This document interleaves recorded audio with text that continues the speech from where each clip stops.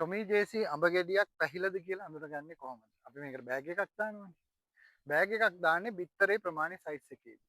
එතකොට අපි ලකුණු කරනවා මෙන්න A අකුර එක සතියකට, B අකුර තව සතියකට කියලා.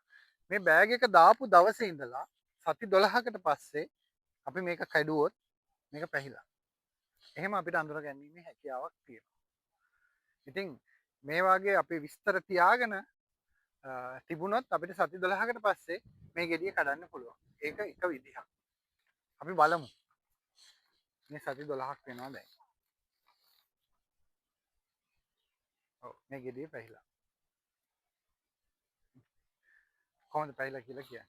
එක පැත්තකින් මේක ගෙඩිය පිරිපුන් වෙලා.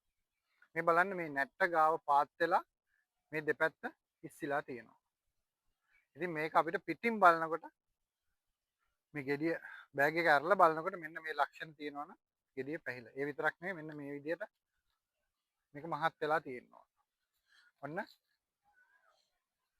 පැහිච්ච ටොමී ජේසී ගෙඩිය හඳුනා ගන්න විදිහ.